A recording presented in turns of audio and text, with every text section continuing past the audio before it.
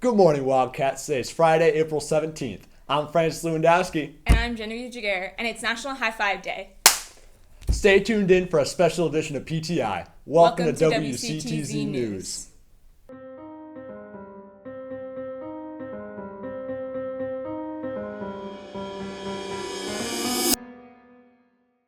The West Shore Perfections Dance Team will be holding tryouts starting next Wednesday, April 22nd to Friday the 24th.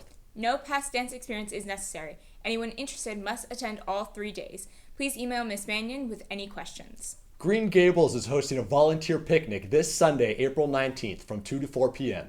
Green Gables is also hosting a fundraising night at Texas Roadhouse on Wednesday, April 22nd from 3 to 9:30 p.m.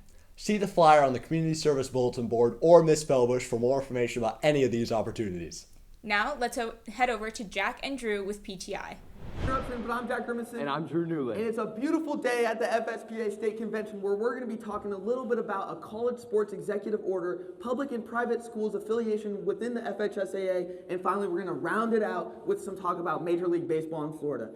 Yes, Graham, let's get right into it. All right, well, starting off, President Trump signed an executive order this last Friday that directed the NCAA to institute rules limiting athletic eligibility and transfer portal usage. Drew, tell me a little bit about it. Well, Graham, I think this is an important step in the right direction for college athletics, Graham. As you can see, the transfer portal has allowed for NIL to be a detriment to college athletics, Graham. As you can see, that people tune in, students and alumni are tuning into college athletics for these heated rivalries, Graham. And now we see players like Trevor Etienne, for example, who go and play in Florida, bleed blue, 2 years, and now going and playing at a hated rival, Georgia, and just simply to get money, Graham. This is what NIL has been doing to the game, and it's just been absolutely destructive. I believe that this is a step in the right direction from President Trump. Well, Drew, I totally agree with you, but when I look at this executive order specifically, I look at the enforceability of it, and I just don't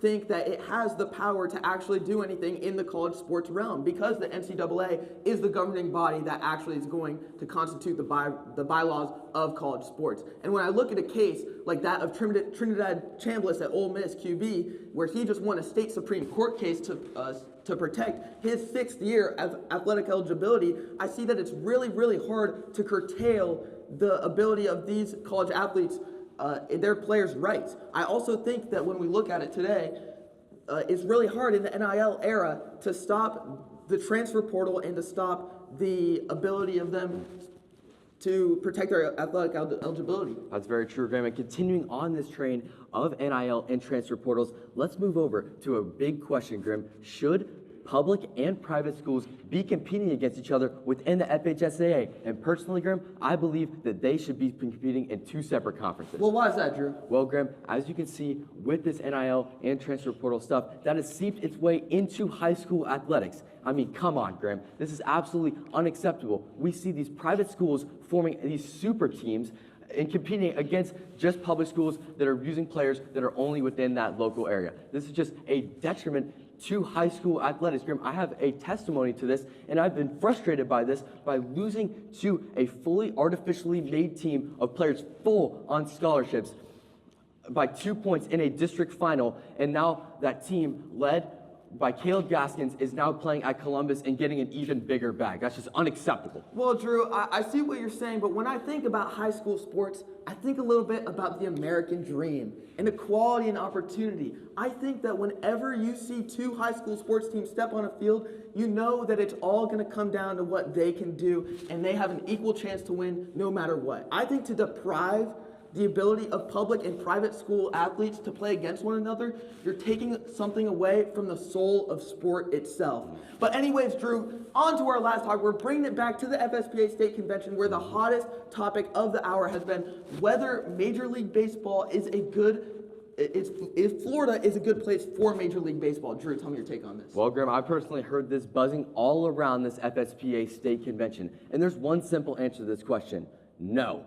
Florida is not meant for MLB baseball. And when you tackle an issue like this, you have to look at the numbers, Grim. And what do the numbers say in the MLB? Is that the Rays and the Marlins have the lowest attendance in all of Major League Baseball. Grim, I don't know whether it's rain or shine, whether they're winning or losing, they are just not having fans show up to these events. I don't know what's going to change anytime soon because these fans simply just do not care about baseball in Florida. Drew, how can you ascribe the failure of these franchises to bring in attendance solely to the fandom itself, especially when you have the ownership and the organization not putting a good product up on the field? When I look at the Marlins, for example, they've shipped off every single one of their good players. Giancarlo Stanton, Jazz Chisholm, and Christian Yelich are all gone to other teams. Then we look at them, they have the lowest payroll in the MLB year after year after year. I think that we can see that the potential is there in Miami, especially for the World Baseball Classic. We see that that stadium is packed fully out. We see some steps in the right direction from the Rays building their new stadium, but I just can't see that these owners and the organizations are doing justice to these teams. All right, Graham, well, it looks like the fate of baseball in Florida is going to be left up to the Jacksonville Jumbo Shrimp. That's all we have for you guys today, and back to you. Thanks, guys. Volleyball open gym sessions will continue on the 22nd and the 30th as well. The senior class is hosting a fundraiser at North Melbourne's Jeremiah's. Make sure to come out and support the class of 2026. Thank you to today's sponsors, Oaks 10 Theater and Springtide Strategies. We appreciate your support of student journalism and for our production here at WCTZ. Now for the alma mater. Oh, West Shore High, we pledge to you our lasting loyalty. We are your own, the faithful ones who always stand with thee. Our memories are dear ones, old friends we long to see. Oh, alma mater, best of all, how dear you'll always be. That's a wrap on today's edition of WCTZ News. I'm Francis Lewandowski, And I'm Genevieve Jaguar. and have a fabulous Friday, Wildcats.